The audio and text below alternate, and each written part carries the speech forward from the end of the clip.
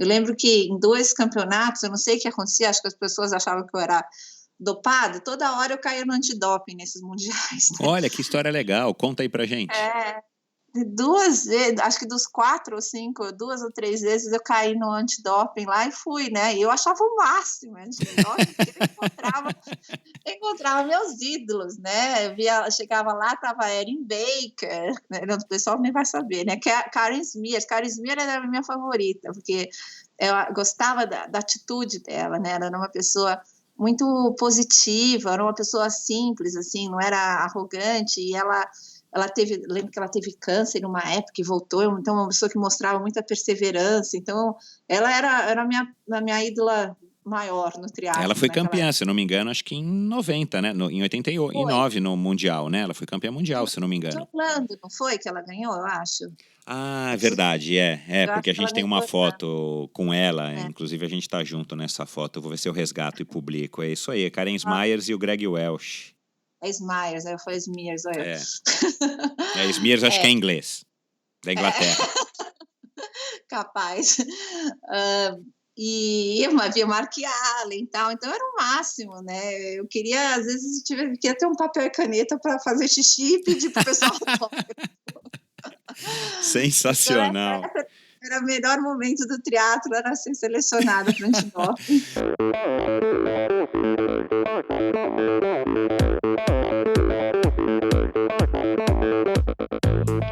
Olá pessoal, sou o Michel Bogli e este é o Endorfina Podcast. Aqui você ouve minhas conversas com triatletas, ciclistas, corredores e nadadores. Pessoas interessantes que são, acima de tudo, movidas à endorfina.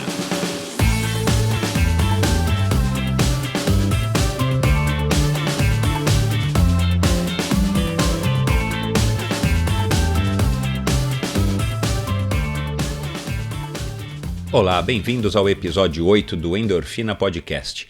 Antes de falar da minha conversa de hoje, como já tenho feito em alguns episódios, eu quero agradecer novamente a participação, o envio de e-mails e de mensagens aí de todos que estão participando. É sempre um prazer quando eu recebo. Eu peço desculpas às vezes pelo atraso na resposta, mas é que são tantas coisas para fazer, né? E como isso aqui acaba sendo também mais uma delas, eu pego as mensagens às vezes com um pouco de atraso, mas de qualquer maneira eu leio todas e respondo todas. Eu agradeço aí a participação, sugestões, muitas sugestões legais. Quero agradecer então novamente a participação de vocês e quem não participou, que participe, envie seu e-mail, sua sugestão, sua crítica, seu comentário para michel@endorfinabr.com ou através do Instagram ou Twitter no EndorfinaBR, tá certo? E como eu também já falei em outros episódios aqui, acho que há 2 episódios atrás, sobre uma audiência do Endorfina, que aliás a essa altura a gente já está batendo os 10 mil downloads nos 7 primeiros episódios, sobre a audiência que eu descobri que a gente está tendo também nos Estados Unidos, e agora eu fui mais a fundo aqui no mapa do provedor onde ficam hospedados os podcasts, e a gente está tendo, por incrível que pareça, downloads na Noruega, na Suécia, na América do Sul, em alguns países, na Argentina também, eu acredito que graças aí à divulgação do Oscar. Então, muito obrigado aí a vocês que estão nos ouvindo no Japão, muito obrigado a vocês que estão nos ouvindo aí em qualquer canto do mundo. Participem também, enviem seus e-mails ou suas mensagens através do Instagram e do Twitter, que eu respondo a todos e espero que vocês estejam curtindo também o Endorfina. Bom, minha convidada de hoje é a doutora Liane Beretta de Azevedo. Foi triatleta profissional entre 87 e 96. E na nossa conversa aqui vocês vão perceber que o comecinho e um pouquinho aí do final, a gente aborda um tema aí muito legal, muito interessante, que eu acho aí que todos vocês vão gostar. A Liane, ela é professora em atividade física e professora de saúde pública na Universidade de Teesside, no norte da Inglaterra, na cidade onde o Robinho foi jogar futebol quando ele saiu aqui do Brasil, a cidade de Middleborough. E o trabalho dela, na verdade, é não somente dar aula, mas conduzir pesquisas e estudos, justamente para estudar os benefícios da atividade física e os malefícios da falta da atividade física, na primeira infância das crianças, entre 0 e 5 anos. E isso ela estuda e aplica isso nas creches e nas escolas da Inglaterra, justamente para que os professores e os próprios pais tenham consciência da importância da prática da atividade física nesse comecinho da nossa vida, da vida das crianças. Então ela tem uma história aí bem legal, ela tem uma visão bem interessante aí que a gente pode se espelhar e de repente traduzir aí para a nossa realidade aqui do Brasil como um caminho aí para estar justamente não apenas formando atletas mais competitivos e atletas de melhor nível, mas principalmente formando indivíduos mais bem preparados para a vida. Então vocês vão perceber aí que a nossa conversa ficou bem legal também nesse aspecto. E claro, ela conta as histórias das vitórias dela, as histórias engraçadas, os tombos de bicicleta, como ela começou no triatlon depois de ter praticado aí incentivo da mãe muitos anos de natação por conta de uma bronquite severa que ela sofria principalmente. Tecnologia, ela fala aí também sobre as viagens, a época da equipe OP, ela conta uma história legal, como vocês já ouviram agora no comecinho aí sobre o doping, enfim. Tenho certeza que vocês vão gostar de mais esse episódio do Endorfina com a minha grande amiga Liane Beretta. Um abraço e aproveitem!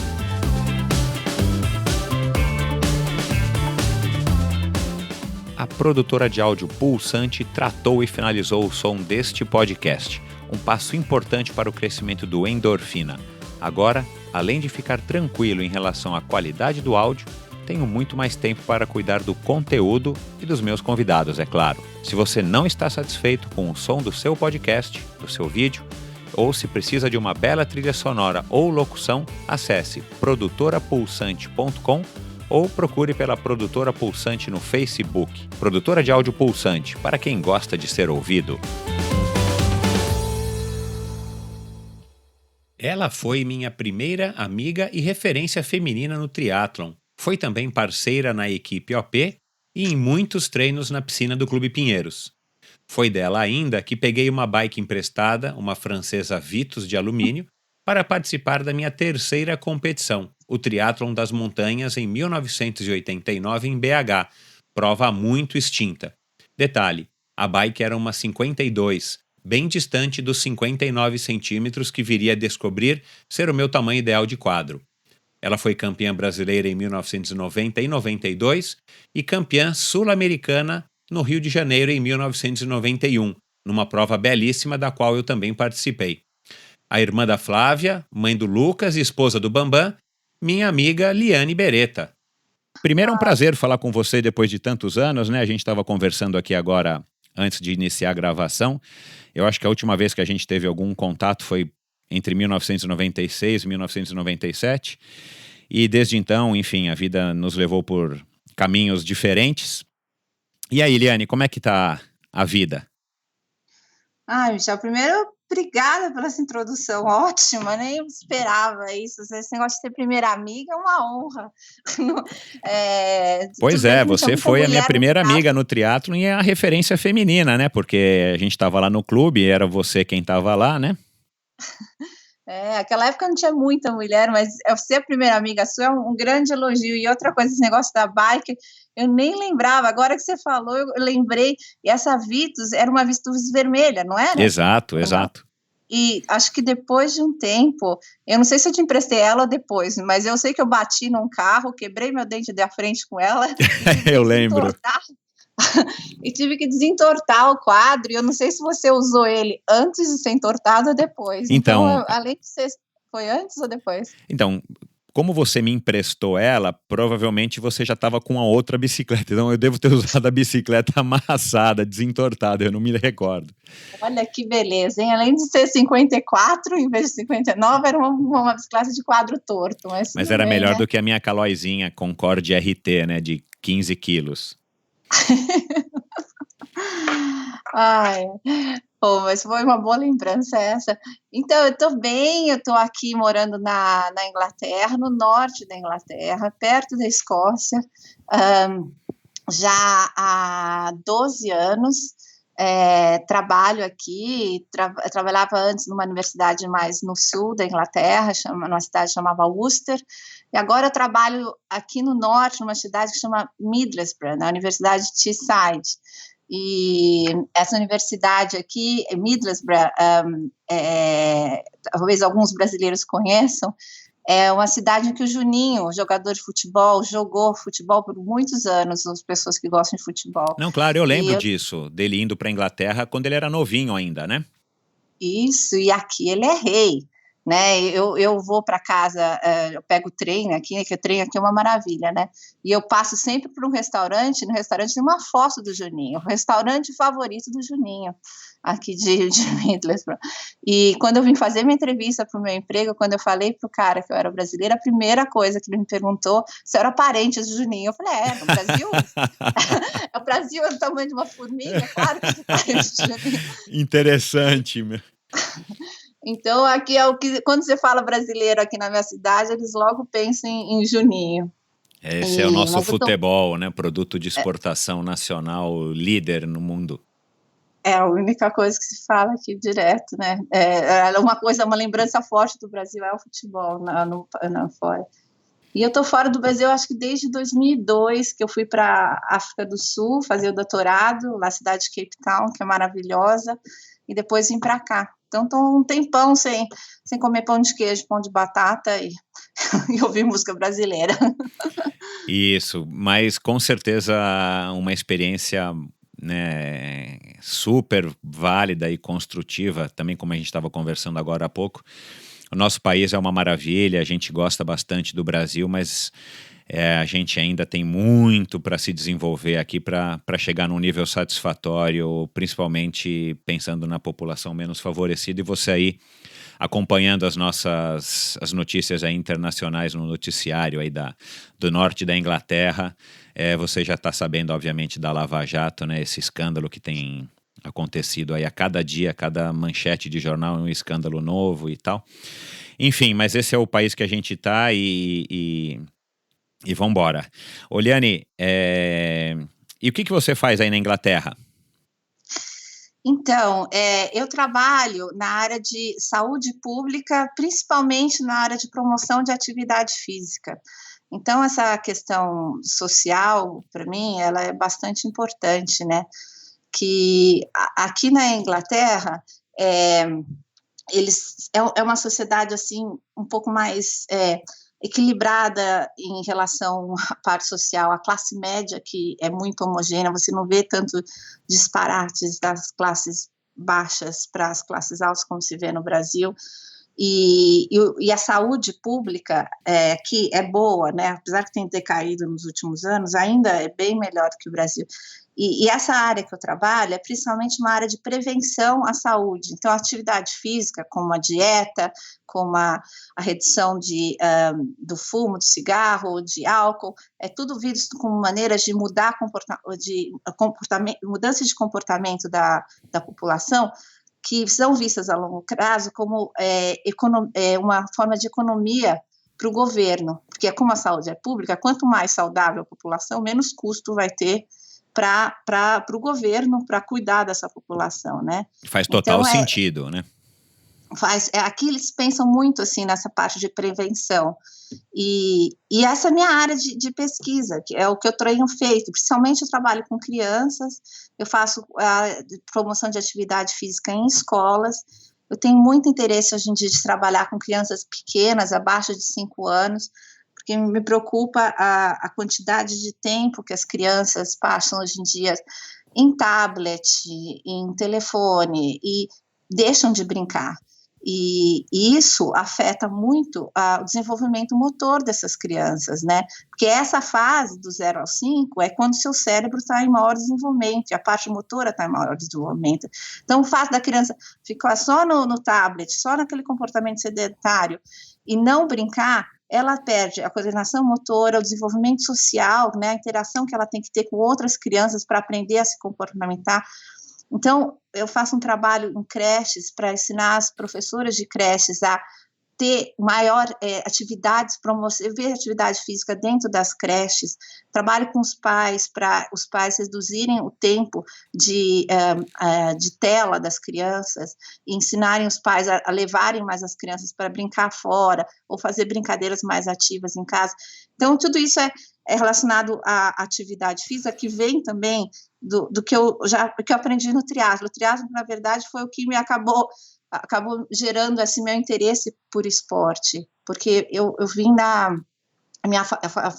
me formei em biologia no Brasil, mas quando eu estava fazendo a biologia, eu estava fazendo triatlo. Aí eu acabei ficando uma professora de educação física frustrada, e daí eu acabei fazendo mestrado na área de atividade física, e doutorado também nessa área, e hoje em dia trabalho nessa área por causa do triatlo, por causa do interesse que me surgiu naquela época que a gente treinava junto. É muito interessante, e só fazendo um complemento aí sobre isso que você falou aí do desenvolvimento do nosso cérebro enquanto somos crianças e tal,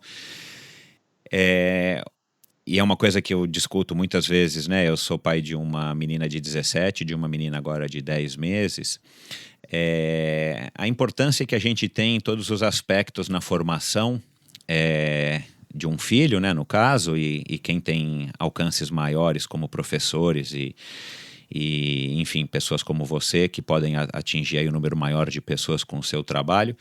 Mas esse prejuízo que você disse das crianças aí de 0 a 5 anos de ficarem mais no tablet do que na rua ou no parquinho ou fazendo exercícios e atividades, acaba sendo um prejuízo que nunca mais volta, né, Eliane? Porque é um tempo perdido que não tem como recuperar, né, em termos de desenvolvimento cerebral. Ou eu estou falando besteira? Não, Michel, você está falando uma verdade, apesar de você não ter lido os artigos, é isso mesmo que acontece. É difícil você recuperar depois a perda de desenvolvimento motor que você tem nessas idades, quando a criança é mais nova, de 0 a 5 anos. O que vai acontecer, por exemplo, com essa criança que tem uma coordenação motora pior, na hora que ela vai começar a aula de educação física na escola, ela não vai se sentir confortável, porque ela não sabe jogar bola, ela não sabe pular, ela não sabe a coordenação motora básica, então ela vai ficar desincentivada a fazer atividade física, e aí tem uma maior chance dessa criança ser sedentária, ser um adolescente sedentário, ser um adulto sedentário, e aí começa a gerar todos os problemas relacionados ao sedentarismo que a gente conhece bem. Então é uma fase assim que eu acho crítica para se trabalhar a coordenação motora, e também o fato da televisão, assim, deixar a criança muito isolada no meio, então ela não consegue nem interagir com outras crianças e saber como ela vai se comportar com frustrações, com divisão de brinquedo, essas coisas, e os pais usam muito a tela para controlar comportamento, né? Eu não sei como é que é aí no Brasil, mas você vê, vira e mexe, pai levando criança em restaurante e põe o tablet na frente para a criança se comportar. Então, eu como mãe, eu sei que isso é uma coisa fácil, né? Se meu filho não está se comportando, eu dou o tablet para ele, ele fica quieto. Se ele, em vez de ele ficar correndo. Então, funciona, não adianta, funciona mesmo, mas esse é o caminho mais curto, é o caminho que não é o melhor, né? E eu acho que muitos pais não sabem disso, sabe? Eu acho que, claro, as pessoas mais esclarecidas e que têm mais acesso à informação, mas o que é uma pena são as pessoas, e aí a grande maioria no nosso caso aqui do Brasil, que não tem acesso a esse tipo de informação ou já foram eles mesmos prejudicados por esse comportamento dos seus próprios pais e acabam levando esse tipo de educação, vamos dizer aí, de comportamento, entre aspas, aí para os seus filhos, para suas famílias, o que acaba, enfim, criando um ciclo vicioso que parece que a pessoa já é fadada a ter esse destino justamente porque na primeira infância ele não teve o estímulo necessário, né? Com certeza, é isso, é porque é mais fácil, né? Eu, como mãe, eu sei que é muito mais fácil para mim dar um tablet para o Lucas e não precisar ficar brincando com ele, filho único, então fica só em cima de mim para brincar, né? E do Bambam, mas ele fica, é muito mais fácil você dar uma tela e deixar a criança lá. E o que acontece também é que os pais hoje em dia estão toda hora no celular. Então a criança repete o comportamento do pai, a criança aprende muito mais pelo comportamento do que pela fala, porque o pai falando que não faz isso, faz aquilo, é pelo comportamento como o pai se mostra para o filho, que o filho acaba repetindo. Então você vê direto as crianças no tablet e o pai no telefone, essas coisas assim. Eu não sou contra a tecnologia, eu acho que a tecnologia só veio, ajudou muito, né? Principalmente eu que moro fora do país. Se não fosse a tecnologia, como que eu ia entrar em contato com a minha família do Brasil? A gente tem acesso à informação muito mais rápido do que a gente tinha em qualquer época, então é muito mais acessível, né? Democratizou muito a informação, mas a gente precisa tomar cuidado, principalmente com as crianças e crianças pequenas, no tempo que elas ficam usando essa tecnologia. Elas, lógico que elas têm que aprender a usar tudo, mas tem que ser uma coisa moderada, né? Tem que ser, a indicação hoje em dia é no máximo 2 horas por dia. Eu tenho certeza que crianças passam muito mais tempo que isso, e lugares, aqui o problema geralmente é clima, né, quando é frio, é difícil, tal. No Brasil, acho que o problema mais é violência, as crianças não vão brincar na rua. Eu e você, a gente brincava na rua quando era criança, né, hoje em dia as crianças ficam muito mais restritas, né, e hoje em dia apareceu o tablet, então fica uma segurança para os pais deixarem tablet, videogame, essas coisas, né. Então, são 2 coisas que estão vindo e que acabam, no geral, gerando um outcome, uma finalidade, lá, um final negativo para a criança a longo prazo, que precisa ser pensado, né? Eu acho que a consciência é o primeiro estágio, os pais terem consciência de que isso está acontecendo e tentarem se policiar, porque, na verdade, o que todo pai quer é que que tenha uma criança saudável, uma criança que se encaixe na sociedade, que tenha um futuro bom, e isso tem que começar bem, numa idade já bem, às vezes eu te falei para você, eu moro tanto tempo fora que eu esqueço de falar português, uma idade bem, quando a criança ainda é bem pequena, né? Na primeira infância da criança. Na primeira infância, é isso que eu queria dizer.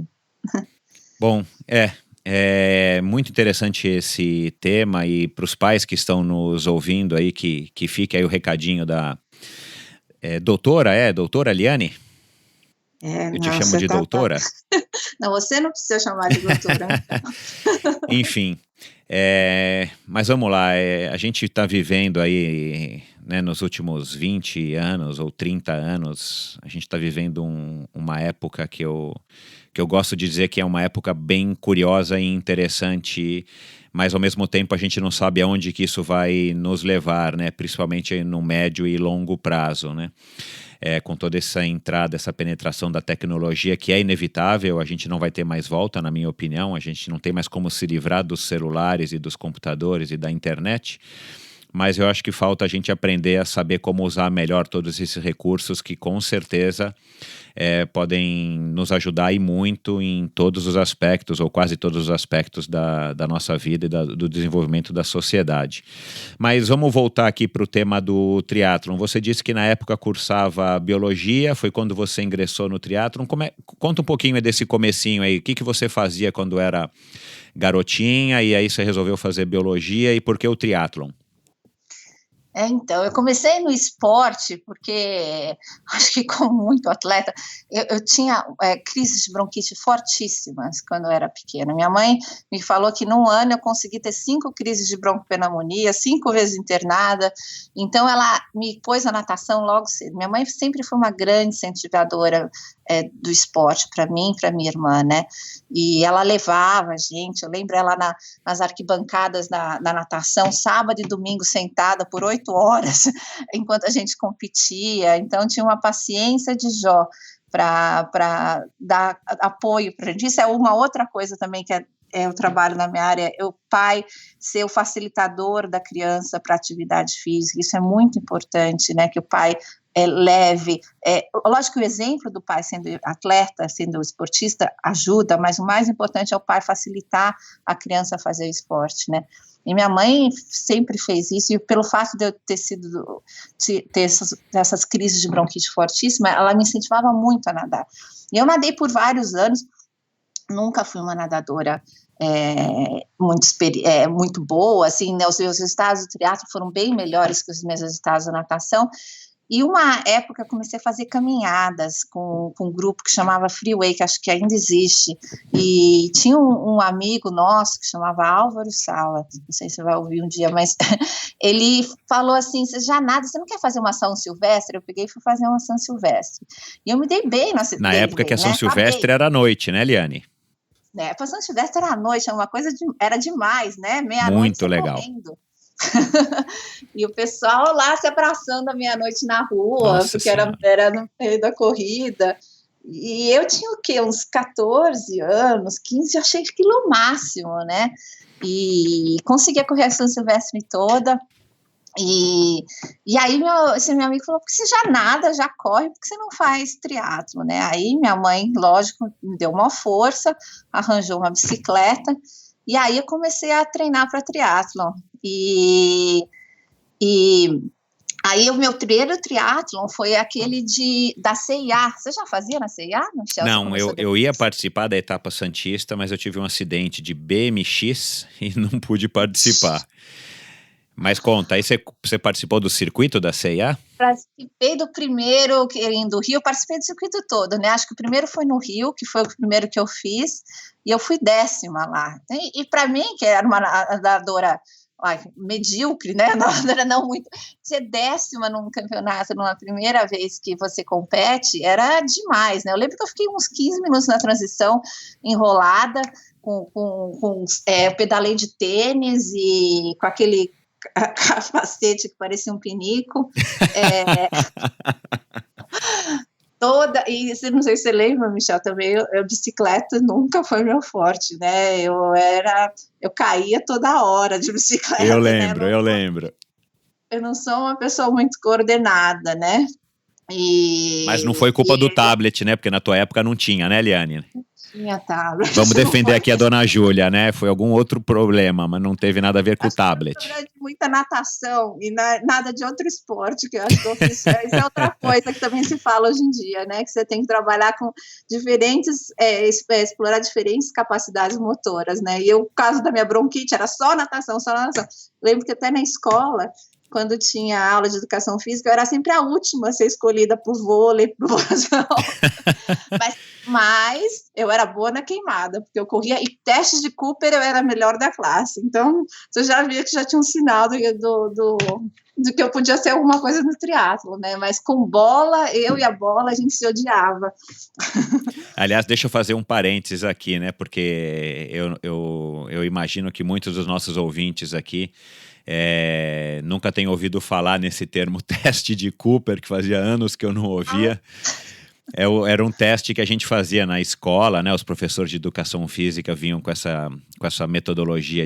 O Cooper tinha acabado de lançar, acho que um livro, enfim, as pesquisas dele com relação aos benefícios da corrida.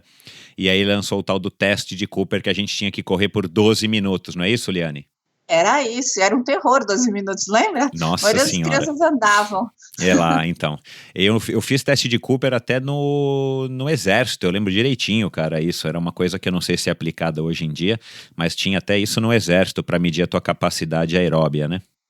E a gente ainda usa aqui, mas eu não sei como é que tá no Brasil. Ah, se as aulas de educação física ainda fazem ou não. Eu também não sei mais, não. Bom, mas que bacana, né? E claro, a tua mãe, dona Júlia, um abraço aí para a senhora que está ouvindo aí o Endorfina, mas era uma presença constante em qualquer competição e às vezes em alguns treinos, né, que a gente até fazíamos juntos lá no clube, uma grande incentivadora. E isso que você falou dos pais serem primeiramente facilitadores e melhor ainda se forem exemplos, né, do comportamento no que diz respeito principalmente aqui o que a gente está conversando, a atividade física, mas isso é uma realidade que a gente percebe em muitos pais, principalmente os nossos amigos que estão envolvidos com o esporte de alguma maneira, mas é uma coisa que talvez muitos pais não tenham essa noção da responsabilidade que a gente tem de pegar um filho pequeno e poder, pelo menos, dar para ele as oportunidades de ir numa quadra jogar uma bola, ou de andar de bicicleta no final de semana, ou de descer embaixo no prédio, ou de sair para fora do portão de casa e brincar de pega-pega, enfim, né, de qualquer brincadeira mais dinâmica. Eu acho que que isso também é muito importante a gente ressaltar, essa importância dos pais. Não, com certeza. E minha mãe é o exemplo próprio, né? Eu e minha irmã, ela sempre incentivou a gente a fazer esporte. Meu pai também incentivava, mas minha mãe, ela gostava muito do esporte, né? E até hoje em dia ela segue muito. Ela, quando eu falei de você, ela falou: não, eu já tinha visto o Michel, já tinha visto a entrevista da Fernanda e do Armando, não sei o quê. Eu falei: ah, mãe, você já está mais atualizada que eu. Ela mora hoje em dia nos Estados Unidos, né? Então ela não mora aqui na Inglaterra, nem no Brasil. Mas ela é super sintonizada com esporte, com triatlon, com as pessoas do triatlon, tudo. Agora está aposentada, ela tem mais tempo, né? Claro. Para ver essas coisas, ela está sempre atrás. Ô, Liane, e fala, e aí como é que a gente se conheceu no Clube Pinheiros, enfim, e eu comecei a fazer triatlon, como eu disse, você foi minha primeira amiga e a primeira referência feminina, e eu não me recordo, mas aí quando eu entrei na equipe OP, você já era da equipe OP ou a equipe estava se formando? Fala um pouco da nossa saudosa equipe OP. Ah, Michel, que legal que era aquela equipe, né? A equipe era, eu não sei se a gente entrou, acho que a equipe foi formada como um todo, não lembro se você entrou depois ou não, mas era Paulo Fontana, Edmundo Caetano, Michel Bogli, Luiz Biasi e eu, única mulher, né? Sentia lá a protegida, e tinha o Fábio, né? Que era o chefe. Claro. E eu sempre lembro das nossas. O que eu mais lembro daquela época eram as nossas viagens, e como eu dava risada de estar junto com vocês, né? Cada um. Vocês me chamavam de Maria Boia, não sei se você lembra. Lembra, era o apelido que o Paulo Fontana te deu, né? Paulo Fontana, sempre com aquelas brincadeiras, né? E eu dava risada. Ele vai estar aqui, em breve ele vai estar aqui no Endorfina, viu? Você não perde por esperar, e os nossos ouvintes aqui também não perdem por esperar as histórias do grande Paulo Fontana, Paulo Sérgio Fontana. Ele era muito engraçado. Eu posso contar uma só engraçada? Outro dia eu levei ele para comer em casa, e minha mãe era agrônoma, e ela tinha um jarro que ela tinha ganhado nessas coisas que ela vai de congresso, e aí tinha um nome de um produto químico. Daí ele achou que eu ia dar pesticida, falou: você vai me dar pesticida para tomar? Não sei o quê. Umas besteiras assim. Eu lembrava que o Fontana era muito engraçado, assim. As coisas que eu mais lembro do triatlo essa amizade que a gente tinha, essas viagens que a gente fazia e dava muita risada junto. O dia que você quebrou a lâmpada do chefe, lembra? Você sabe que eu conversei com o Paulo Fontana outro dia, né? E fazia também muitos anos que eu não falava com ele. E ele lembrou dessa história. Eu lembrava, mas já tinha esquecido, estava adormecido aqui. E ele falou: olha, eu lembro muito dessa história quando a gente foi viajar. Acho que foi para aquele triatlon de Ilha Solteira, se eu não me engano, né? Eu fui abaixar a tampa do porta-malas, pegou na cabeça do Fábio. Mas, enfim, muitas histórias. E isso eu sinto uma falta danada, porque aqui a gente é diferente aqui na Inglaterra, né? As pessoas são mais reservadas e tal, e essa espontaneidade, né? Essa diversão, não tem. Eu lembro outra coisa, recentemente, no passado, eu fui para o Brasil, encontrei o Marcelo, lá do Ibirapuera, o Marcelão. Ele viu meu filho e falou: ô, caixa d'água! Eu falei: não estou acreditando que meu filho tem o cabeça grande. Eu achei super divertido, umas coisas que para vocês parece bobo, assim, mas é uma descontração, assim, que os brasileiros têm, que eu sinto muita falta aqui, essa diversão. E o que mais lembro do triatlon quando eu durmo, assim, quando eu lembro dessa época saudosa, não são os títulos, não são os troféus, mas são essas pequenas lembranças, assim, essa amizade que com certeza, se a gente se vê de novo um dia, se a gente sentar para comer uma pizza, a gente vai ser a mesma coisa, falar a mesma coisa. Isso eu sinto muita falta. Um dia, às vezes eu já vejo que o pessoal do triatlon das antigas tenta se reunir e tal, eu falo: queria estar lá, vou conversar com o pessoal para trocar uma ideia, dar umas risadas. A gente fez uma reunião recentemente aí do Endorfina numa pizzaria aqui em São Paulo. Eu quero ver se eu levo isso para outras cidades também, mas, Liane, nem a gente acreditou que estava organizando. Foram mais de 45 pessoas. Nossa. E de todas as gerações, desde o Akira, que era um dos mais novos, até o Pepe, lembra do Pepe Quiros? Ele tá bem. Tá super bem, com 83 anos, tá super em forma, enfim. Então foi Vou cortar muito pro legal. cabelo. E num dos episódios agora passados, o próprio Butenas, que também teve no nosso encontro, ele comentou isso, que da mesma maneira que você está dizendo que você tem saudades, mas você hoje está um pouco afastado aí do triatlon, o Marcelo Butenas estava dizendo que ele continua envolvido, ele tem assessoria dele e tal, e ele sente muita falta disso. Ele acha que o triatlon hoje, claro, ele melhorou muito, ele cresceu, principalmente aqui no Brasil e no mundo todo, óbvio, né? Mas ele sente falta disso, ele não vê isso nas equipes, nos grupos, esse coleguismo, essa história de todo mundo viajar junto, essa história de vamos fretar um ônibus e vamos lá para o triatlon das montanhas, vamos fazer uma caravana de carro e vai todo mundo junto lá para Angra dos Reis competir. E é uma coisa que também me dá saudades, e a gente aproveitava muito e tinha muito, como você disse, né? Hoje, depois de 25, quase 30 anos, são as memórias que mais marcam e não os títulos, não os troféus.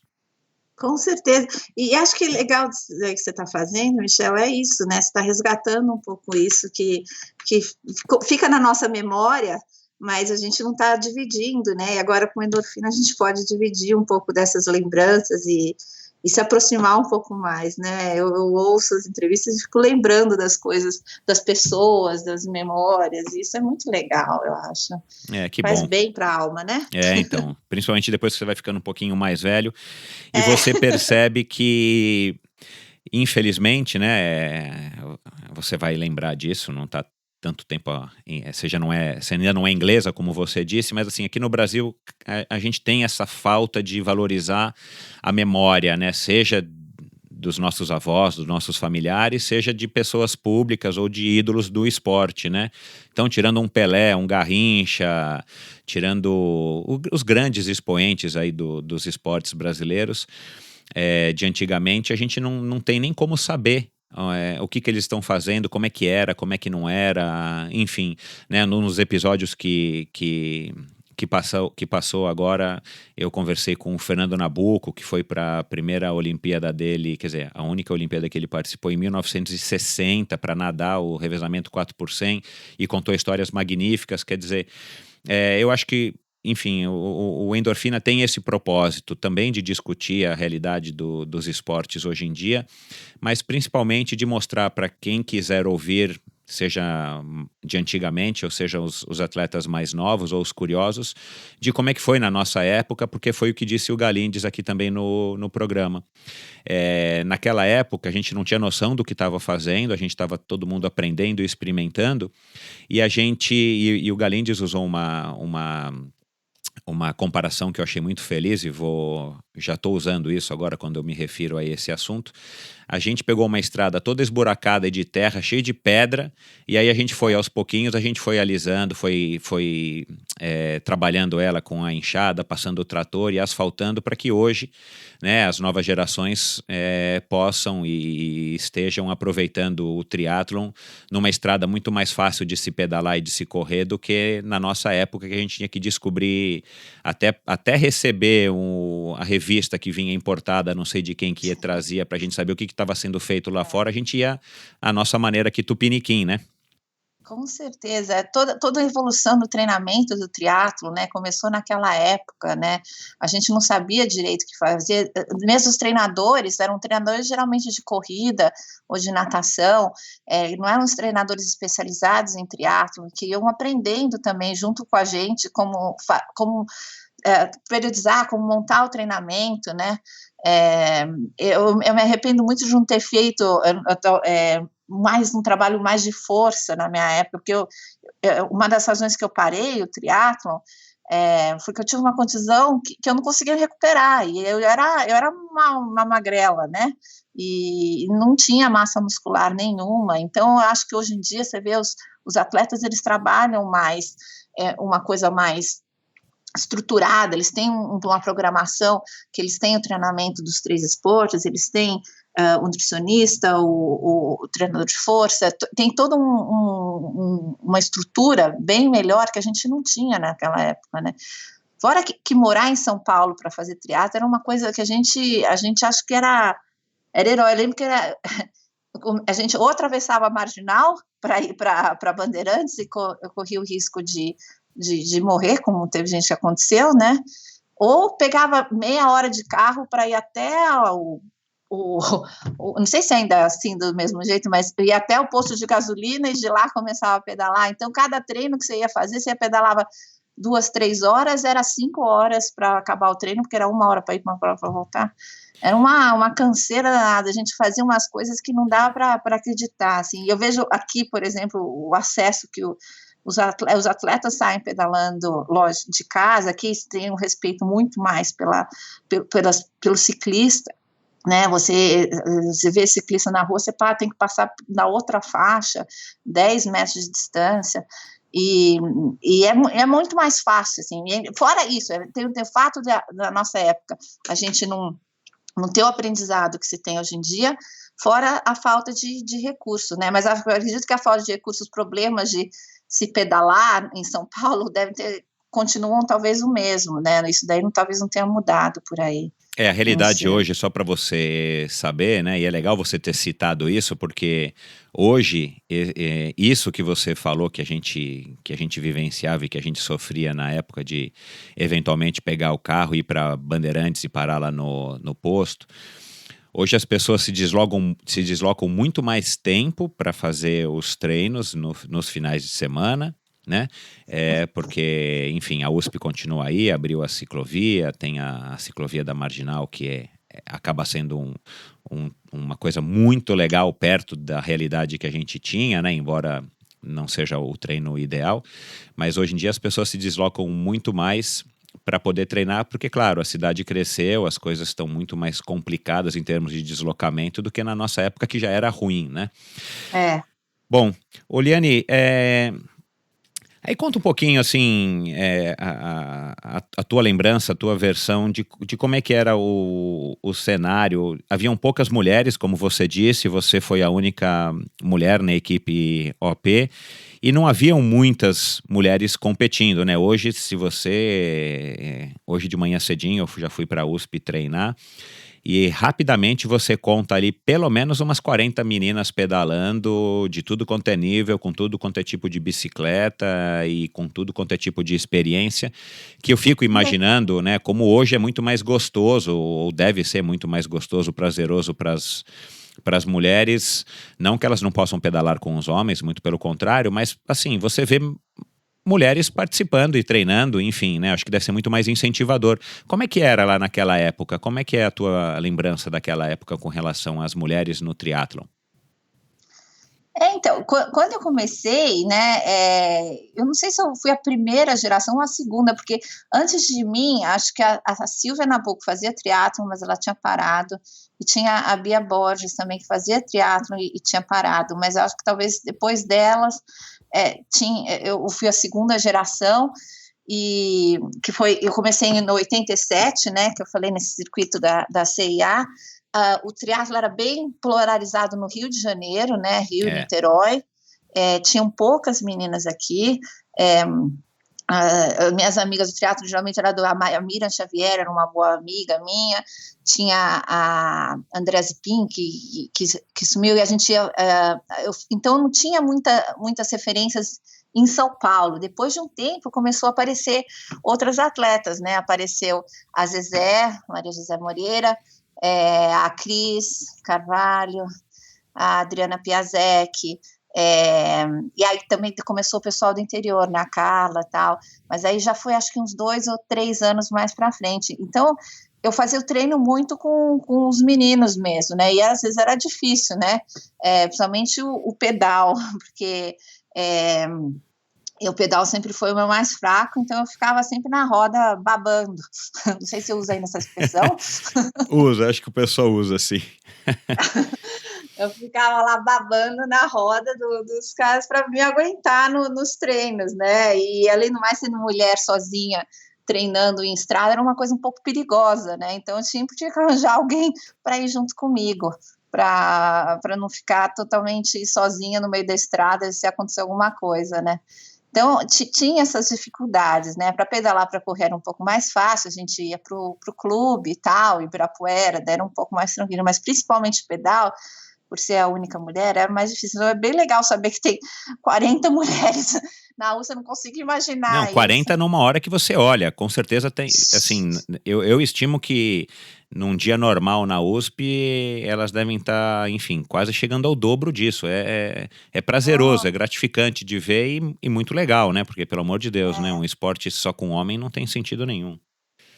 E foi crescendo, assim, aos poucos, cada vez eu via aumentando o número de mulheres, mas quando eu comecei mesmo, tinha parado aquela leva e ficou meio um vácuo, um tempinho, só eu mesmo no triatlo, e a nossa... Aí eu entrei na equipe OP, que também era a única mulher. Falar na equipe OP, ainda tem aquela camiseta da equipe OP com Liane Beretta. Você ainda tem? Olha, que legal, Liane. Puxa vida, então eu vou pedir para você ajudar aí o Endorfina com o projeto do museu que eu estou lançando aí em breve. Você me ceder para a gente poder expor. Eu consegui uma do modelo novo, aquele modelo que era branco com roxo, sei lá. A amarelinha eu não consegui ainda. Então, se você estiver disposta, você cede aqui para mim. Que legal, que bacana. Depois a gente conversa quando a gente terminar a gravação. Mas, Oliane, agora vamos falar aqui dos seus títulos, que não foram poucos, né? Até pela curta carreira aí que você teve, ou não tão longeva carreira, né? De 87 a 96. Além de ter participado de dois campeonatos, os dois primeiros campeonatos mundiais de triatlon. Não foram os dois primeiros, né? Você participou de Avignon, que esse foi o primeiro, que o Mark Allen ganhou. Eu participei de todos até Cancún, que eu não fui. Que legal. Então fala um pouco aí, quais foram os mundiais que você participou? 89 em Avignon, na França. Agora eu vou ter que lembrar os lugares. 89 foi França, depois acho que 90 foi Orlando. Orlando, esse eu fui, Depois teve um no Gold Coast, na Austrália, não foi? Isso, 91, que eu também fui, acho que 91 tá certo, Teve Nova Zelândia na sequência, eu acho, ou antes ou depois, que eu lembro que teve um lá. E teve mais um. Qual que foi? Eu também não estou lembrando. Eu vou colocar depois aqui nos links do episódio no endorfinabr.com. Agora me fala um pouco aqui desses dois títulos aí de campeã brasileira em 90 e 92. Como é que foi? Que histórias legais que você tem dessas tuas duas conquistas? Então, era uma série de provas, né? Que contavam como campeonato brasileiro. E o Cid Cardoso tinha um jornalzinho, não tinha, naquela época? O Triatleta. E nesse jornalzinho eles consideravam algumas provas do circuito, e pelas provas do circuito, que eu nem sei se eram CB-Tri, eu acho que não era CB-Tri ainda. Eu acho que não existia CB-Tri ainda naquela época, né? Eles ranqueavam umas provas como sendo as principais do circuito, e na somatória de pontos eu acabei ganhando o campeonato, porque eu competia bastante, né? Eu fiz muitas provas, a gente usava a prova meio como treinamento, e tinha muita prova no interior de São Paulo, né? Com o Vanderlei lá, que fazia aquele circuito. Teve uma época que as provas eram basicamente no Rio, mas depois a coisa começou a crescer em São Paulo, aí ficou Santos, o circuito de Santos, que ainda existe hoje, muita prova do interior que a gente fazia, e era bem legal, assim. Eu lembro que uma das outras boas memórias do triatlon os lugares que eu conheci, né, e a oportunidade que me deu para conhecer diferentes cidades do interior de São Paulo, e também do Brasil e no exterior, né, esses campeonatos internacionais foram muito legais, de poder viajar e conhecer, e estar perto também dos seus ídolos, né. Eu lembro que em 2 campeonatos, eu não sei o que acontecia, acho que as pessoas achavam que eu era dopado, toda hora eu caía no antidoping nesses mundiais. Né? Olha, que história legal, conta aí pra gente.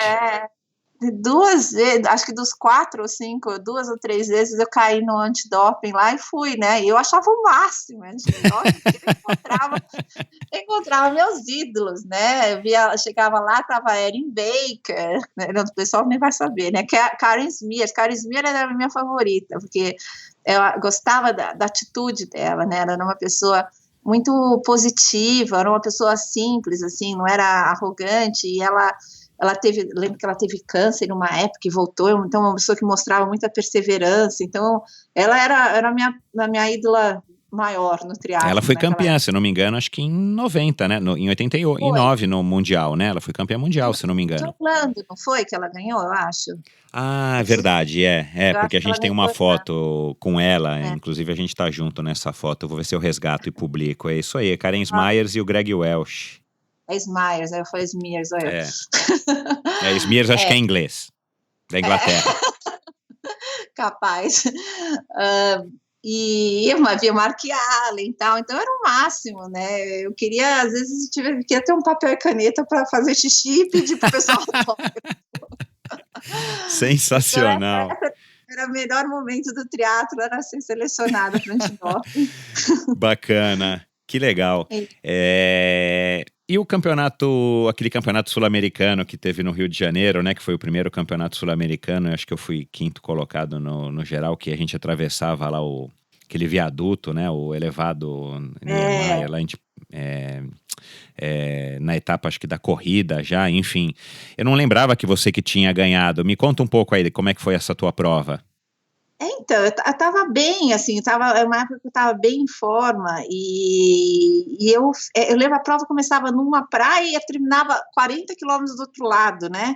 E eu lembro que minha mãe, Bambam, todo mundo teve que viajar, não sei se minha irmã estava também, teve que viajar, eu cruzei a linha de chegada, eles nem estavam lá ainda, porque não tinha porque dado tinha tempo essa logística, você largava, acho que lá no Recreio dos Bandeirantes, e você tinha, a gente ia se deslocando, né, pedalando, mas os apoios, enfim, os espectadores, os staffs, enfim, tinha todo mundo que pegar a estrada, e naquela época o Rio de Janeiro é caótico ainda hoje, mas era pior ainda porque tinham menos vias, então com certeza eles ficaram presos no congestionamento justamente porque a gente estava com a estrada fechada para a gente poder pedalar e correr, né? E aí cheguei, não tinha ninguém, não, mas olha, foi uma alegria enorme, né? Eu acho que eu nadei bem, né? Minha natação nunca. Eu não era uma nadadora exímia, mas era uma nadadora boa, conseguia sair no primeiro pelotão. E, por incrível que pareça, aquela prova eu pedalei bem. E corrida foi uma coisa que eu acho que eu tinha um biotipo razoavelmente bom para correr e consegui me dar muito bem na corrida. Você lembra do teu tempo, Liane, na corrida aí do Sul-Americano? Eu não lembro. Sabe qual a prova que mais me marcou, que não tem nada a ver com esses títulos, foi ter sido segunda no Ironman de Porto Seguros. Aquela lá eu lembro do meu tempo. Eu fiz 1h30 nos 21 da maratona. Que para mim foi um tempo ótimo. Que ano que foi isso, Liane? Prova, mas... Oi? Que ano que foi? Foi quando eu estava quase parando. Foi mais ou menos em 96. E foi uma coisa, foi incrível, assim, porque foi meu primeiro meio Ironman. Eu não sei se você lembra, eu tive uma fratura exposta. Lembro, no braço. Era uma época que eu estava treinando super bem, né? E aí eu fui pedalar na Bandeirantes e, para variar, estava babando, né? Atrás da roda era o Ed, o Bambam e o Elvio. E eu lá sofrendo, né? E eles tinham um pedaço de pneu de caminhão, eles desviaram e não deram tempo de avisar, ou eu estava babando tanto que nem vi se eles avisaram, caí, tomei um zig-pou. Vocês ainda falam zig-pou aí? Não, né? Não, nunca mais ouvi essa expressão. E aí eu caí, apoiei o braço e tive uma fratura exposta, quebrei o rádio e a ulna. E fiquei lá no meio da Bandeirantes com os ossos para fora. E aí veio uma... Coitada, minha dureza. Chamaram a ambulância lá e fui ser operada em Jundiaí, no hospital público. E fizeram uma cirurgia no meu braço, que você precisa ver o tamanho dos pontos que eu tenho aqui. Cada ponto é o tamanho do braço, um cuidado com a estética enorme, né? Que estão marcantes até hoje aí no teu braço? Então, bem marcantes. Eu vejo assim, quando eu vou em reunião aqui a trabalho, o pessoal olha para o meu braço, né? Porque fala, o que essa mulher tem esse corte enorme no braço? Mas sabe que eu tenho orgulho? Graças ao Hospital de Jundiaí. Hospital de Jundiaí. Mas eu vou falar a verdade, eu tenho orgulho dessa cicatriz, porque me lembra o triatlo, me lembra essa época boa, assim. Eu não tenho nem um pouco de vergonha de mostrar essa cicatriz enorme que eu tenho no braço. É uma coisa que me traz boas memórias. Bom, mas o que tem a ver a cicatriz, o tombo, com o meio Ironman de Porto Seguro? Então, aí, só vou contar. E aí, o que aconteceu? Eu fiquei 4 meses com o braço engessado. E eu ia treinar com o braço engessado, na natação, eu ficava de antena, nadando de costas, ia pedalar, porque é o seguinte, eu acabei isso, eu tinha sido convidada para fazer o triatlo de Curaçao, porque eu ganhei o triatlo de Curaçao um ano anterior, e eles me convidaram para fazer no ano seguinte, e era perto do dia que eu ia tirar o gesso. Então, eu comecei a treinar mesmo com o braço engessado, eu pedalava com o braço engessado, eu cheguei a cair da bicicleta com o braço engessado, porque eu não... Meu, sensacional! Completamente xarope, né? E aí eu voltei a treinar, sem ter condicionamento nenhum, e voltei a competir. E foi quando eu lesionei, quando eu tive essa lesão no piriforme, que acabou acabando, assim, o piriforme, ele circunda o ciático, então eu tinha problema no ciático, e eu comecei a competir direto com essa lesão, e comecei a ter resultado ruim, porque eu não tinha me preparado para voltar, voltei muito rápido depois da contusão, sem preparação nenhuma, e não parava de competir. E aí eu estava ficando frustrada. E aí eu falei, você quer saber? Eu vou dar um tempo e vou começar a pensar em outras coisas. Aí comecei a falar, vou pensar em prova longa. Aí resolvi fazer esse meio Ironman de Porto Seguro. E aí treinei bem, e foi, por incrível que pareça, eu não sentia minha contusão, comecei, talvez por ser prova longa, não precisava tanta explosão, consegui treinar bem para Ironman, e no meu primeiro meio Ironman eu fui segunda, a Suzana Schnardoff ganhou. E por incrível que pareça, eu passei a Cristina de Carvalho na corrida, que a Cristina corria que nem um foguete, né? Então, para mim, passar a Cristina na corrida, porque ela me passou no pedal, era uma coisa incrível, né? Que legal! E aí eu fui segunda, e é a prova que eu mais tenho orgulho hoje em dia, porque é engraçado que eu classifiquei para o Ironman do Havaí, e eu falei, eu não vou fazer esse ano, eu vou fazer ano que vem. Vou esperar mais um ano, ter mais experiência para prova longa. E depois desse ano eu acabei parando, porque minha contusão não estava deixando mais, eu também comecei a acabar a faculdade, pensar em fazer mestrado, e nunca fui para o Havaí no fim da história, que eu passei minha vaga para a Cristina, e a Cris fez o melhor Ironman dela, eu acho que ela foi 15ª aquele ano no Havaí, se eu não me engano. Então foi uma coisa até que eu fico orgulhosa, assim, foi uma coisa boa para ela, e é uma memória grande para mim também, ter feito esse meio Ironman de Porto Seguro, que teve duas pessoas que eu gosto tanto, a Cris e a Suzana, que estavam no pódio lá junto, né, e é uma prova, eu gostei muito de prova longa, e um dia eu espero, talvez quando eu tiver me aposentado do trabalho, que eu tenha mais tempo, um dia ainda fazer um Ironman na minha vida. Minha irmã já fez vários, mas eu nunca fiz. Ah, com certeza. É uma história muito bonita, enfim, é legal porque mostra aí bastante da tua personalidade. Eu que te conheço aí há tantos anos, eu sei que essa é uma história digna mesmo da Liane. Parabéns aí, Liane. E agora, foi a prova que mais te marcou, mas você parou no auge também, né? Porque se você parou em 96, você parou logo depois do meio de Porto Seguro. Eu parei, mas é que eu comecei também a fazer um monte de prova, sofrendo com essa lesão, me incomodando, e minha cabeça já não estava mais no triatlon. Eu estava querendo fazer outras coisas, eu estava querendo começar a trabalhar um pouco mais com a minha mente. Eu sempre fiz faculdade junto com o triatlo, né? E foi sempre muito sacrificante. Talvez uma das razões de eu ter feito biologia e não educação física, porque a faculdade de biologia era à noite, e lá na USP, e eu podia treinar o dia inteiro, ia para a faculdade, mas adivinha, né, eu tinha uma maior fama de dormir nhoca, né, porque eu só dormia nas aulas, eu estava sempre morta, porque acordava às 5 da manhã para treinar e treinava o dia inteiro. Mas era uma época que eu estava acabando, e eu já estava pensando o que eu ia fazer na sequência, comecei a talvez trabalhar, então minha cabeça não estava mais nessa.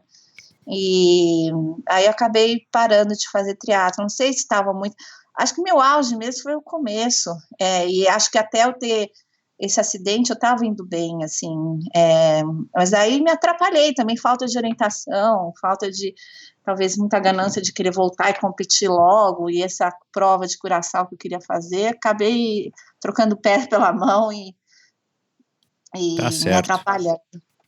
Mudando um pouco aqui de assunto, Liane, Poxa, você, o Bambam, né? Para quem não conhece, o Bambam também aí foi um grande triatleta, foi uma das pessoas aqui em São Paulo que também começou com o triatlon aqui. Eu não me recordo aí que ano exatamente que ele começou. Você vem de uma, como você disse, né? Tua irmã também, a Flávia, fez bastante triatlon, era uma exímia corredora e tal. Tua mãe, uma grande incentivadora, e eu lembro que ela também nadava e corria, né? Não sei se também chegou a competir algum triatlon. Teu pai, eu não me recordo. Mas uma família de esportistas, né? Isso é uma coisa muito legal, e você acabou falando, a gente conversou um pouco agora no começo do programa sobre o exemplo, mas principalmente o incentivo e o estímulo dos pais. Como é que é para você hoje, né, com o Lucas, você casada com o Bambam aí depois de tantos anos?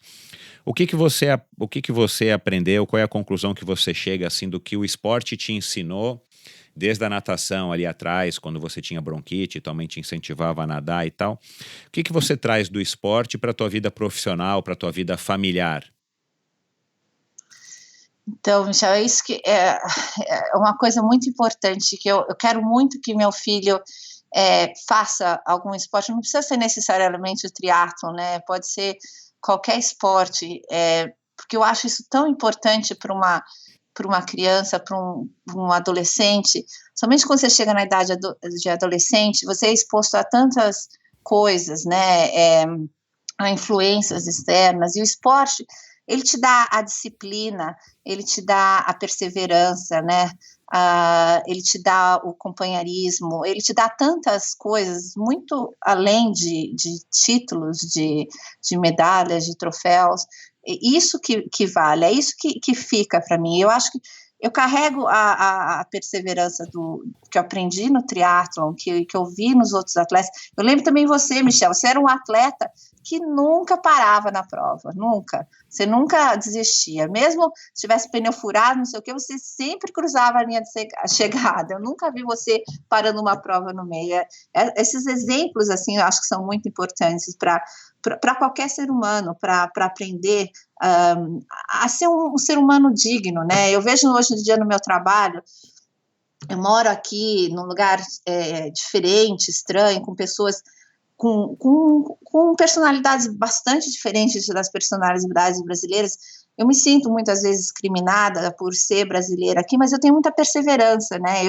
Eu acordo todo dia, trabalho talvez mais duro do que eles, porque eu tenho a diferença da língua, da cultura, do fato de não ser daqui, não ter as mesmas oportunidades, mas aquela garra que você aprende quando você é atleta, a disciplina, tudo, você carrega para o resto da vida. Então, eu acho que é muito importante para os pais incentivarem os filhos a fazerem alguma coisa e carregarem isso, principalmente durante a adolescência, que é uma fase de muito conflito, muitos hormônios influenciando, e todas as influências que se tem hoje em dia de drogas, de más influências, e eu acho que o esporte te tira muito disso, né? E eu quero que meu filho faça alguma coisa em relação ao esporte. Ele entende um pouquinho, assim, né? Porque a outra camisa que eu tenho, Michel, é a camisa de Caiobá. Que legal! Caiobá ainda existe, viu, Liane? Caiobá ainda acontece aí, todo comecinho de ano. Eu ganhei alguns triatlos lá, nem lembro quantos, mas eu adorava Caiobá. Aquele triatlo era muito especial. Eles tratavam os atletas também com a pão de ló lá. E meu filho, às vezes eu durmo com aquela camisa de triatlo e ele fala, ai, mamãe, olha, natação, bicicleta, triatlo, corrida, isso que eu quero fazer, ele fala. E ele adora troféu, ele falou que vai pegar os troféus que estão na casa do meu pai e trazer para cá pro show and tell, que eles mostram de sexta-feira aqui as coisas para ele mostrar aquele negócio. Mas isso é uma coisa assim, é legal ele saber que eu fiz esporte, que o Bambam faz esporte, o Bambam ainda faz esporte, faz bem, né, ele treina e tal.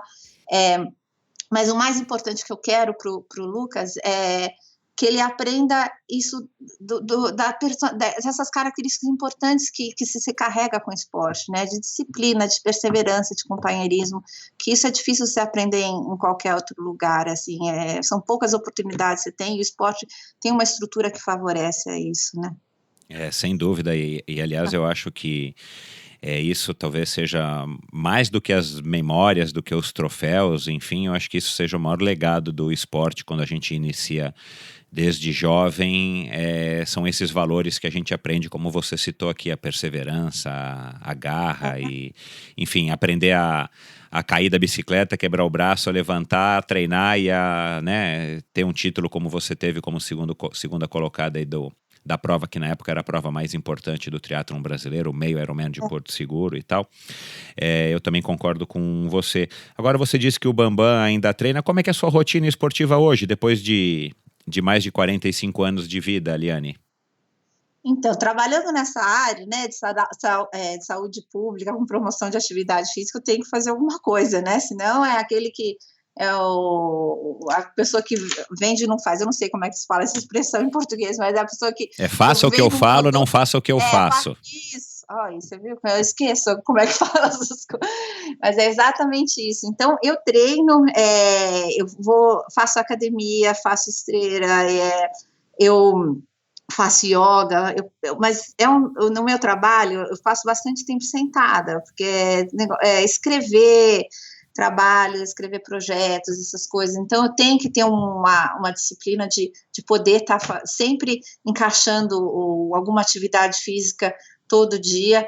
Lógico que não é competitiva, nada, mas eu tento sempre fazer esporte, alguma coisa, não esporte, talvez atividade física, e incorporar ela na minha vida, né? E brincar com o Lucas também, eu brinco bastante com ele. Que acaba sendo um bom treino, né? Dependendo da energia da criança e da idade da criança, acaba sendo uma coisa que esgota a gente no final do dia, né? Com certeza, levo ele brincar e a gente brinca junto em parques, essas coisas. Então, é assim que eu tento encaixar a atividade física no dia a dia, né? Que legal. Liane, enfim, você já está com 47 anos, a gente tem a mesma idade, e você vive enfim, essa rotina aí já faz pelo menos uns 12 anos aí de estar envolvida com o esporte dessa maneira, com a atividade física dessa maneira aí que você explicou pra gente. E claro, com toda a experiência de olhar para trás e relembrar esses momentos e estar tendo essa função aí de mãe, de estar sendo responsável ao lado do Bambam por estar educando o Lucas, que conselho que você daria para você mesma, vamos dizer aí, com 20 anos? O que você estava fazendo com 20 anos? Né, onde é que você estava aí no triatlon e tal, na faculdade? Que conselho que você daria? Vamos dizer que tem gente aí dessa faixa etária aí ouvindo e que quer ouvir o conselho aí de uma jovem senhora. Michel, o nome de senhora... Desculpa.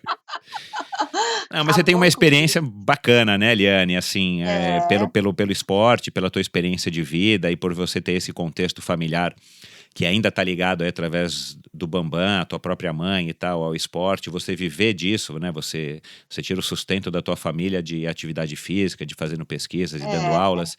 Que conselho que você daria aí para Liane com 20 anos de idade que você acha que poderia ter sido proveitoso para você mesma com 20 anos? Então, com 20 anos, era mais ou menos 1989, né? Era uma das fases que eu estava mais ou menos em auge, assim, ainda, né? Estava treinando bem, estava crescendo.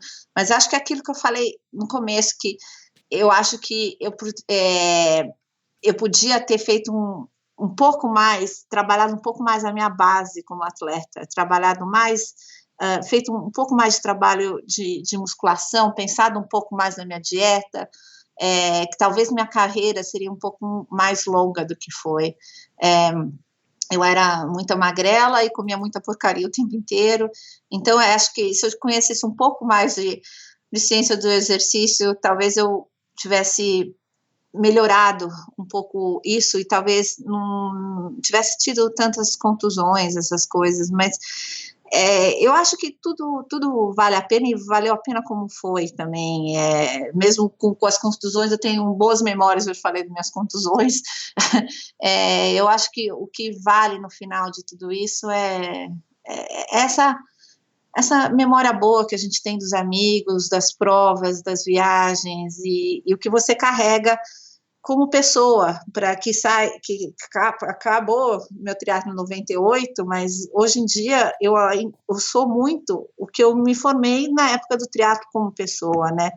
Eu tento ser às vezes você como atleta, você se acha mais importante que os outros, você acha que porque você ganhou um troféu, você é melhor do que fulano que foi 20º, 30º na prova. Eu sempre tentei não ter isso dentro de mim, porque é uma coisa que eu não gosto, não me sinto bem. E, na verdade, eu sendo primeira, o outro sendo 30º, nós dois estamos aprendendo aquilo que é o mais importante do triatlon, que é a perseverança, a luta, você superar a si mesmo, você ter aquela disciplina, você ir atrás do seu sonho. Então, eu acho que isso que eu aprendi nessa época, eu carrego até hoje, e não tem nada assim que eu faria diferente em relação a isso. A não ser essa parte técnica de talvez ter me estruturado um pouco melhor, trabalhado um pouco mais, não ser tanto... não querer ir em todas as provas que eu ia e trabalhar um pouco mais isso, né? Que legal. Bacana. Agora, Liane, depois de tantos anos fora do Brasil e você vivendo aí uma realidade completamente diferente, um pouquinho no começo ali na Cidade do Cabo, que também é uma cidade que eu tenho uma relação especial aí por conta da Cape Epic e tal, um país muito interessante, África do Sul, e por conta aí também da tua ligação aí com esse trabalho bacana que você desenvolve aí. E eu pergunto isso para todos os convidados aqui no final do programa. O que você acha que, mesmo enxergando aí de fora, tendo uma visão aí diferenciada, né? Você não está no olho do furacão, o que às vezes eu acho que é uma visão privilegiada. O que você acha que a gente poderia, como país, tá fazendo aqui para que a gente tivesse um esporte mais desenvolvido? Ou você acha que a gente está no caminho certo, né? A gente teve aí a Copa do Mundo, aí teve no ano passado os Jogos Olímpicos, aí muito se falou de legado e na verdade pouco se vê, né? Com raras exceções, ou, né, tirando aí os elefantes brancos das estruturas que a gente acabou herdando. Que você pode falar sobre isso? O que você acha que a gente poderia estar fazendo? O que você acha que seria aí uma ideia bacana para a gente estar desenvolvendo aqui no país para dar um rumo melhor ou um rumo mais certeiro para o esporte brasileiro ou o triatlon, enfim, mas de uma maneira geral o esporte? Então, eu estava lendo uma matéria, faz tempo já que eu li, na verdade, foi logo depois da Olimpíada do Rio, né? Porque o Reino Unido ficou em segundo na Olimpíada do Rio, né? Ganhou até da China, né? E eles passaram de 25º na Olimpíada de Atlanta, não, desculpa, 36º na Olimpíada de Atlanta, que foi em 96, para segundo. Então, foi uma melhora incrível. E o que aconteceu muito foi o investimento do triatlon, do esporte geral aqui no Reino Unido, né? Eles começaram a pegar dinheiro da loteria, não sei de onde veio o dinheiro do Brasil para o esporte, mas eles investiam mais ou menos 5 milhões, e hoje em dia eles investem 350 milhões no esporte com dinheiro da loteria. Tem alguns que criticam que talvez seja muito dinheiro jogado no esporte, mas eu acho que os benefícios que o esporte traz em geral para a população, isso vale a pena, né? Então, o investimento é uma coisa importante, que você vê que dá resultado, né? O que foi que aconteceu aqui na Inglaterra, passar de 36º para segundo, para o tamanho da nação, que é uma nação pequena. E o que eles fazem com esse dinheiro? Não é dinheiro só para dar para o atleta e ficar Deus dará, eles investem nos treinadores, no treinamento desses treinadores, na aprimoração desses treinadores, investem muito na ligação da parte acadêmica com os treinadores. Então, tem universidades aqui que são totalmente interligadas com os treinadores olímpicos, com os treinadores de atletas, que eles passam todos os conhecimentos, tudo que eles estão aprendendo nas universidades em relação a sono, em relação ao equipamento, em relação à aerodinâmica. Existe essa comunicação direta com os treinadores. Então, os atletas sempre têm a última novidade, o último aprendizado da ciência vai direto para os atletas. É uma transmissão de conhecimento, né? Transmissão de conhecimento, é isso que acontece, essa transição, translation of knowledge, né? E isso acontece muito aqui, e isso que dá. Então, esse investimento vai muito nessa área de treinar. Lógico, financiar o atleta, o atleta ter um salário seguro, conseguir viver disso, mas ter também os equipamentos, ter também o atleta e pensar tudo a longo prazo. Acabou a Olimpíada do Rio, eles já sabem exatamente como é que vão o que vai acontecer na próxima Olimpíada. Então, uma coisa que eu sinto também no Brasil, não só no esporte, em tudo, que é muito diferente daqui, aqui existe um planejamento a longo prazo de tudo eles planejam, não é uma coisa muito, no Brasil o problema é muito, tudo muito imediatista, né, você quer o resultado agora, para amanhã, e no esporte, como qualquer outra coisa, né, por que não se investe na educação? Porque é uma coisa que não se vê resultado imediato, é muito mais fácil investir numa ponte. Essa filosofia, eu acho que falta um pouco no Brasil, o planejamento, a organização, até uma fonte de renda fixa, que se saiba que vai ser investida no esporte, né? Lógico, os outros problemas que existem no Brasil, que é o dinheiro geralmente não vai para onde quer ir, vai para a corrupção, isso é uma vergonha que se Deus quiser está sendo corrigida agora, né, com todos esses lava-jatos, etc. Mas eu acho que é isso, o governo ter uma noção de como o esporte é importante para a nação, para a juventude, investir o esporte, lógico, você investe na elite, mas também investe nos outros ramos, as pessoas que não são, que não vão ser atletas, mas que vão se beneficiar do esporte, que aqui tem um investimento global. E pensar a longo prazo e com planejamento. Eu acho que é isso que falta, talvez, que ajude a melhorar. Eu acho que o Brasil melhorou muito, a performance do Brasil na última Olimpíada foi muito boa, comparado com as outras, mas eu acho que falta uma visão mais global, e também não sei se foi muito porque era no Rio, isso aconteceu, precisava ser uma propaganda maior, e se agora isso vai ser esquecido, mas é mais ou menos isso que eu queria dizer. Acho que falei demais, mas acho que era isso. Não, uma resposta longa para uma pergunta curta é excelente. É isso aí, que bom.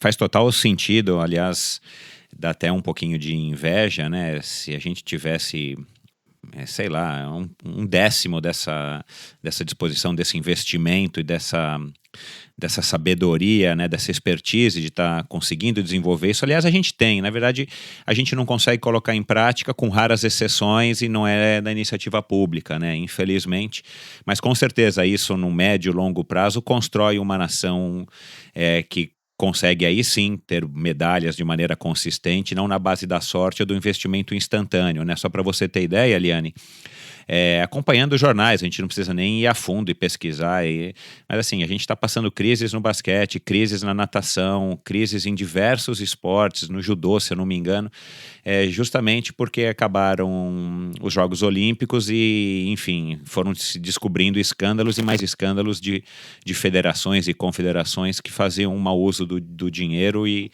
a gente sabe para onde que estava indo o dinheiro e para onde não estava indo. E hoje a gente está aqui, num país que acabou de acontecer uma Olimpíada, e com certeza não existe nada muito sério no nível público e nacional para que a gente possa estar planejando não as próximas Olimpíadas, mas quando que a gente vai, ou quais modalidades que a gente tem chance de ganhar medalha daqui a 10, daqui a 16 anos, daqui a 20 anos, e isso é uma triste realidade do nosso país, mas muito bacana essa tua opinião, que reflexão interessante, que exemplo legal aí, justamente por você estar na Inglaterra há tantos anos.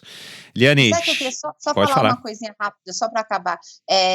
Outra coisa que eu quero enfatizar, eu vejo uma diferença muito grande do brasileiro com o inglês, que o brasileiro tem uma força de vontade incrível. Eu tenho alunos brasileiros que trabalham aqui comigo, que são alunos de doutorado e tal, e vejo o atleta brasileiro. O brasileiro, ele consegue se superar muito mais do que, acho que o inglês, do que pessoas, porque a gente passa por tanta dificuldade, né?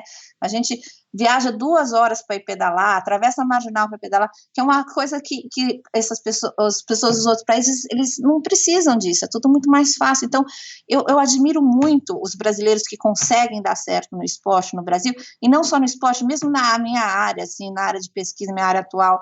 É muito mais difícil ser pesquisador no Brasil, 1000 vezes mais difícil do que aqui. Aqui não tem distração, é só isso e pronto. No Brasil vocês têm um monte de problemas em paralelo que acaba distraindo a mente. Então, eu acho que o brasileiro tem uma raça, uma força de vontade muito grande, falta essa estrutura, se casar os dois, eu acho que ninguém segura, mas eu acho que falta uma organização geral, primeiro a falta de corrupção e depois uma estruturação para ajudar o povo a deslanchar, porque realmente o brasileiro tem essa gana, né, e todo mundo sabe disso. Legal, é exatamente isso. O brasileiro tem, aliás, a gente viu alguns exemplos, ainda ontem eu estava conversando com um amigo meu a respeito do Isaquias, né, que foi medalhista na canoa, né, acho que se não me engano C1 e C2, e uma pessoa completamente bem preparada, completamente, vamos dizer aí, desencanada dessa pressão de ganhar, mas chegou lá, disse que iria ganhar, ganhou e depois disse que iria ganhar de novo, não ganhou ouro, mas ganhou a prata, ou foi ao contrário. Enfim, a gente ainda depende de talentos como esse, mas que mostram pra gente que a gente tem sim chance, a gente tem potencial humano. O que falta é a gente justamente conciliar isso que você falou, colocar o dinheiro no lugar certo, na hora certa, com as pessoas certas, para que a gente possa canalizar tudo isso, no caso aqui do esporte, num objetivo único, que é conseguir ter um desempenho melhor, não só em Olimpíadas, mas para todas as crianças e todo mundo que está envolvido aí com o esporte. Liane, foi muito legal, que bacana essa nossa conversa.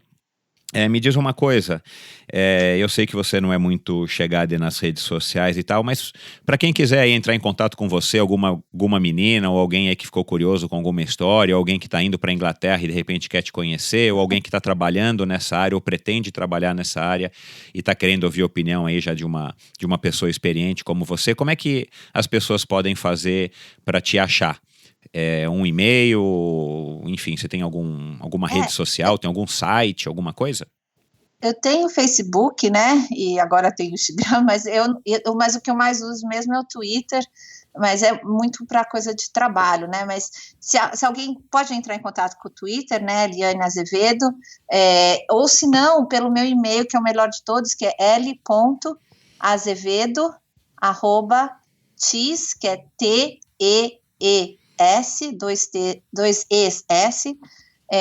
.ac.q. Ou se não, você vai no site da Universidade de Teesside, que é onde eu trabalho, e coloca Liane Azevedo, vocês vão me achar lá. Legal, aí, o teu Facebook é Liane Azevedo também? É Liane Beretta de Azevedo. Lá eu mantive o Beretta para os que não me conheciam como Liane Azevedo. Não, bacana. Eu coloquei o nome todo. Bacana. O Azevedo é do Bambam ou é teu também? O Azevedo é do Bambam, que ficou para mim, mas aqui é muito nome, né? Então os ingleses se atrapalham com tanto nome, então aqui eu me chamo só, eu coloco só Liane Azevedo, mas meu nome inteiro é Liane Beretta de Azevedo, Ah, legal. Eu vou colocar aqui, as pessoas que estão ouvindo agora não precisam voltar aqui e correr, pegar a caneta e anotar. Eu vou colocar aqui nos links do post do endorfinabr.com para quem quiser ir entrar em contato com você e, enfim, trocar experiências e fazer perguntas. Muito legal, Liane, um grande beijo, foi muito gostoso. Obrigada. Um abração pro Bambam, abraço aí pro Lucas, que eu não conheço, mas quero conhecer sim. E lembranças para tua mãe e pro teu pai. Muito obrigada, Michel, adorei lembrar de tudo isso, foi muito gostoso. E principalmente lembrar que você usou a bicicleta, que eu não lembrava essa ainda mais, mas obrigada. Legal, um grande abraço. Outro. Tchau.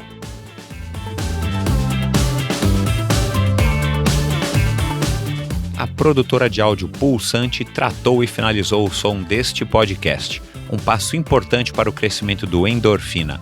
Agora, além de ficar tranquilo em relação à qualidade do áudio, tenho muito mais tempo para cuidar do conteúdo e dos meus convidados, é claro. Se você não está satisfeito com o som do seu podcast, do seu vídeo, ou se precisa de uma bela trilha sonora ou locução, acesse produtorapulsante.com ou procure pela Produtora Pulsante no Facebook. Produtora de áudio Pulsante, para quem gosta de ser ouvido.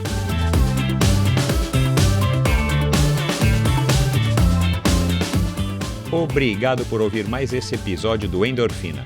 Acesse endorfinabr.com para ver as notas e links mencionados na conversa de hoje.